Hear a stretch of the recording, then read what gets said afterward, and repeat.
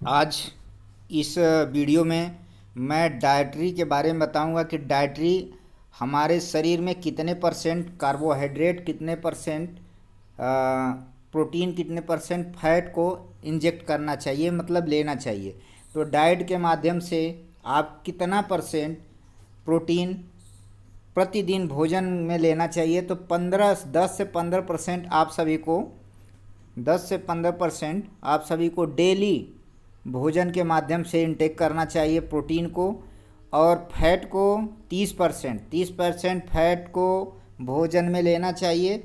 और कार्बोहाइड्रेट सबसे ज़्यादा लिया जाता है, 55 से 60% कार्बोहाइड्रेट भोजन में लेना चाहिए। तो इस तरह से हमारी जो डेली डाइट का इंटेक होता है, जो डेली डाइट लेते हैं, उसमें 10 से 15% प्रोटीन, 30% फैट और 55 से 60% कार्बोहाइड्रेट की मात्रा होनी चाहिए।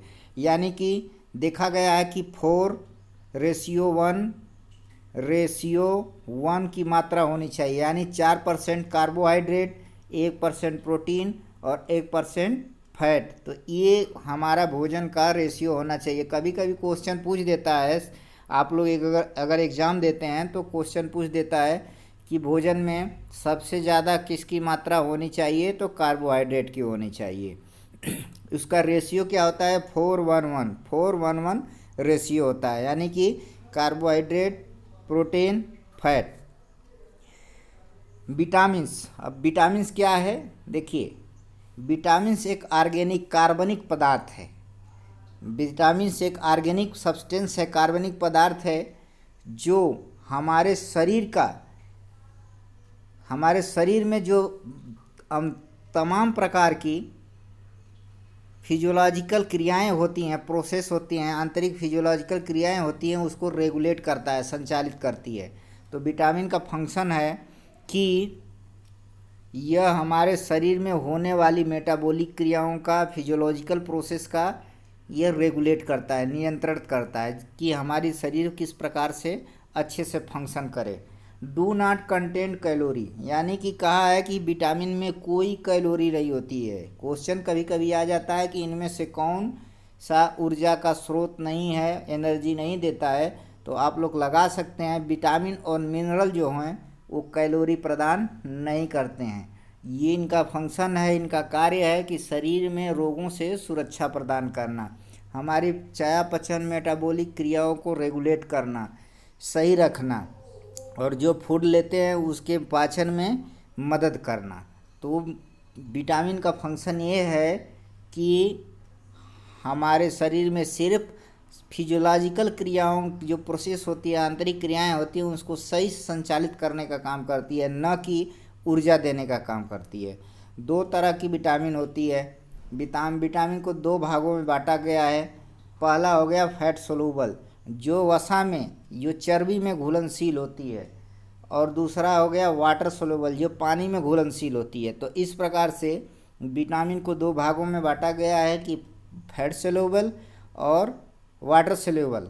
अब आइए आगे देखते हैं कि विटामिन गाइडलाइंस क्या होनी चाहिए। विटामिन की गाइडलाइंस क्या होनी चाहिए? A balance diet containing requirement serving carbohydrate, fat, protein with meet या आरडीए स्टैंडर्ड। कहा है कि जो एक बैलेंस डाइट होती है, संतुलित आहार होता है, वह पूरी तरह से बैलेंस, कार्बोहाइड्रेट से, फैट से और प्रोटीन, मिनरल्स, विटामिन, सारे चीज़ से बैलेंस होता है, संतुलित होता है। उसी को बोलते हैं संतुलित आहार। संतुलित आहार वो है आहार है जिसमें प्रचुर मात्रा में, कंप्लीट मात्रा में, सफिशियंट मात्रा में न्यूट्रिएंट्स उपलब्ध हों, जितना जो अमाउंट चाहिए, उसी को बोलते हैं बैलेंस, संतुलित आहार, बैलेंस डाइट। अगर आप एक्स्ट्रा में कुछ ग्रीन और येलो वेजिटेबल लेते हैं तो आपके लिए बेनिफिशियल और हो जाता है। जैसे आप नेचुरल बैलेंस डाइट ले रहे हैं, फिर भी आप उसको एक्स्ट्रा में कुछ हरी सब्जियां, और हरी सब्जियां के अलावा येलो वेजिटेबल्स भी कुछ लेते हैं तो आपको बेनिफिट करता है। फिर एक्स्ट्रा कंजप्शन ऑफ साइट्रस जो खट्टे चीज़ हैं, खट्टे फल हैं, अगर आप खट्टे फलों को लेते हैं, साइट्रस जिसमें पाया जाता है, जैसे नींबू हो गया, संतरे हो गए, मौसमी हो गया, तो अनानास हो गया जिसमें साइट्रिक एसिड है, साइट्रस फूड पाए जाते हैं, साइट्रस एसिड पाई जाती है। अगर वैसे फल लेते हैं तो आपको और बेनिफिशियल होगा, ये एक्स्ट्रा चीज़ में है। Vitamin supplementation, vitamin supplementation not necessary if diet is healthy. क्या है कि देखिए, आप अलग से कोई विटामिन लेने की आपको ज़रूरत नहीं है। अगर आपकी डाइट जो होती है हेल्दी है, स्वस्थ है, बैलेंस डाइट है, तो आपको एक्स्ट्रा कोई विटामिन लेने की ज़रूरत नहीं है। मल्टी विटामिन आर सेफ, देखिए कहा है कि मल्टी विटामिन जो होती है, मल्टी विटामिन में जिसमें आपका vitamin K, A, B, C, D और विटामिन बी कॉम्प्लेक्स, एच, सारी जो विटामिन पाई जाती हैं उसको बोलते हैं विटामिन मल्टी विटामिन। तो मल्टी विटामिन सुरक्षित होती है। Not all vitamin are pure. अब ये भी देखा गया है कि सभी विटामिन शुद्ध भी नहीं होती हैं, सभी विटामिन शुद्ध भी नहीं होती है। एक्सेस ऑफ विटामिन का भी अगर हो जाता है, शरीर में ज़्यादा आप विटामिन इंटेक कर लेते हैं, तभी भी आपको परेशानियां बढ़ सकती हैं। Can be toxic at high doses, can be toxic at high doses, यानी कि देखा कहा है कि जब आप हाई डोज लेते हैं, अगर हाई विटामिन ज़्यादा मात्रा में ले लेते हैं तो आप एक टॉक्सिस का काम करता है, एक बीमारी का भी वो काम करना शुरू कर देता है। मिनरल्स, मिनरल जो क्या है हमारे शरीर में, जिसको हिंदी में देखा जाए तो खनिज पदार्थ बोलते हैं, जैसे कॉपर हो गया, कोबाल्ट हो गया, आयरन हो गया, फास्फोरस हो गया, सोडियम, पोटेशियम, ये सब मिनरल्स हैं। और ये माइक्रो न्यूट्रिएंट बोलते हैं, इनको सूक्ष्म पोषण बोलते हैं, माइक्रो न्यूट्रिएंट्स बोलते हैं। तो ये अकार्बनिक एलिमेंट है, अकार्बनिक एलिमेंट है, found in food that are essential in life process.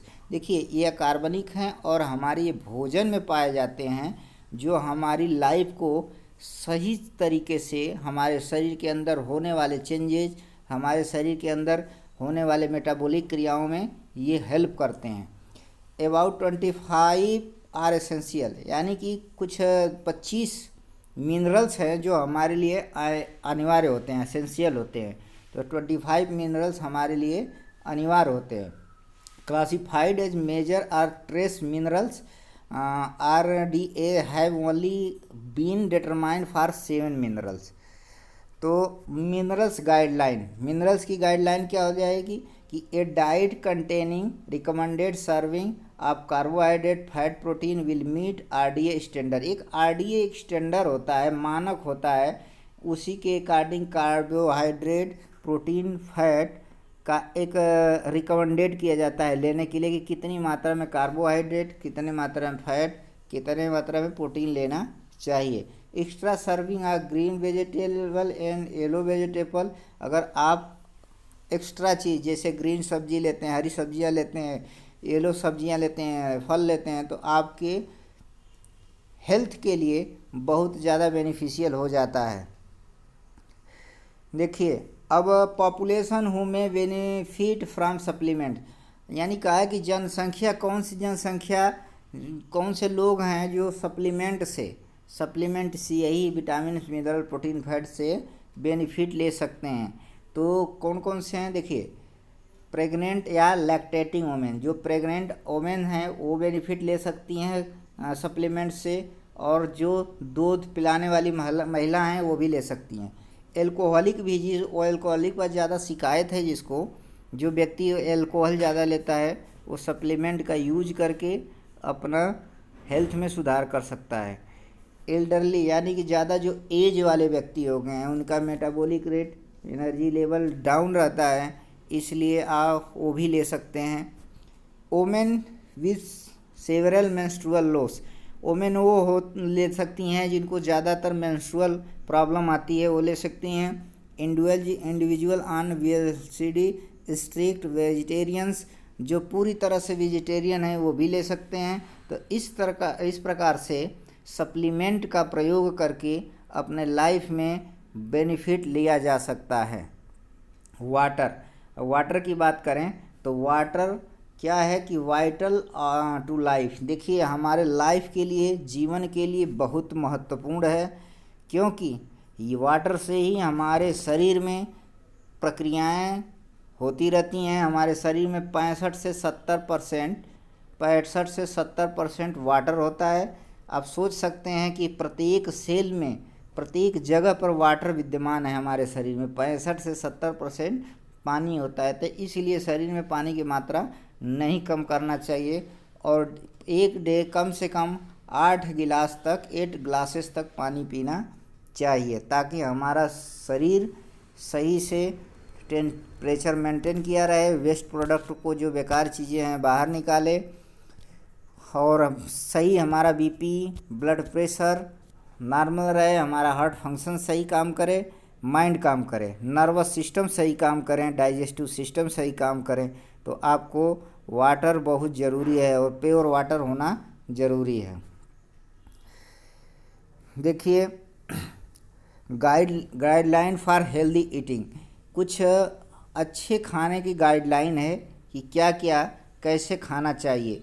It regular meals, देखिए रेगुलर इंक्लूड ब्रेकफास्ट, ब्रेकफास्ट आपको अच्छा लेना चाहिए, हैवी मतलब अच्छा लेना चाहिए, अच्छे भरपूर नेचुरल प्रोटीन हो उसमें, तो आपको अच्छा ब्रेकफास्ट लेना चाहिए। Eat food from all food group and according to the food pyramid, limit process food, get adequate amount of vitamin and minerals, proper में मात्रा में प्रॉपर अमाउंट में विटामिन और मिनरल लेना चाहिए, विटामिन और मिनरल्स लेना चाहिए। Drink plenty of water and limit alcohol and caffeine, यानी कि कहा है कि अच्छे मात्रा में अच्छी क्वांटिटी में पानी को पीना चाहिए और एल्कोहल और कैफीन को अवॉइड करना चाहिए। कैफीन ऐसा एक पदार्थ है जो हमारे नर्वस सिस्टम को एक्टिवेट कर देता है, और एक्टिवेट करने के बाद कुछ समय तक एनर्जी लेवल ऊपर अपग्रेड कर देता है, फिर डाउन कर देता है। तो ये कैफीन की क्या विशेषताएं हैं। फाइबर, फाइबर क्या होता है? देखिए, फाइबर हमारे भोजन में ऐसे महत्वपूर्ण भूमिका निभाते हैं जो शरीर में कुछ चीज़ों से बचा कर रखते हैं। जैसे फाइबर दो तरह के होते हैं, एक सोलूबल जो घुल सके, या एक इनसोलूबल जो अघुलित हो, जो घुल ना सके। तो सोलूबल में क्या होता है, इसका क्या बेनिफिट है? डिक्रीज कोलेस्ट्रॉल लेवल, जो शरीर में ब्लड की गाढ़ापन होती है, ब्लड में फैट होता है, कोलेस्ट्रॉल फैट होता है, उसके लेवल को हमारे फाइबर्स जो खुरदरे भोजन होते हैं कम कर देते हैं, जिसमें रेशे ज़्यादा होते हैं। उस प्रकार के भोजन शरीर के कोलेस्ट्रॉल को कम कर देते हैं। फिर फाउंड इन ओट, ये देखिए कहाँ पाए जाते हैं? ओट माने जई एक खाने वाला अनाज है, तो जई में पाए जाते हैं, फ्रूट में पाए जाते हैं, और वह सब्जियों में पाए जाते हैं। तो इस प्रकार के फाइबर हमारे ब्लड कोलेस्ट्रॉल को कम कर देते हैं। Insoluble reduce risk of colon cancer, देखिए जो अघुलित फाइबर है वो हमारे इंटेस्टाइनल जो आंत होती हैं उनकी कैंसर को कम कर देते हैं, कैंसर होने के चांसेस को कम कर देते हैं। Found in wheat brain and grain, यह गेहूं और अनाजों में पाए जाते हैं। इन सोलूबल जो फाइबर हैं, जो अघुलित फाइबर हैं, वो गेहूं और अनाजों में पाए जाते हैं। और हमें प्रतिदिन कितना फाइबर लेना चाहिए, रिकमेंडेशन फाइबर कितना लेना चाहिए? तो 25 से 40 gram per day are you getting enough, यानी 25 से 40 ग्राम अपने भोजन में फाइबर की मात्रा को यूज करना चाहिए। वो आपके लिए सफिशिएंट है, आपके लिए पर्याप्त होता है। तो मैं कुछ दिखा दे रहा चाहता हूँ कि ब्रेड है, ये कुछ ग्रीन वेजिटेबल्स हैं, तो यहाँ से हम ज़्यादा से ज़्यादा फाइबर को इकट्ठा कर सकते हैं, ज़्यादा से ज़्यादा फाइबर को ले सकते हैं। मैं और एक्सप्लेन नेक्स्ट वीडियो में करूँगा। आप लोग वीडियो को अच्छे से देखिए, समझिए। अगर कहीं डाउट हो तो ज़रूर कमेंट कर सकते हैं। थैंक्स।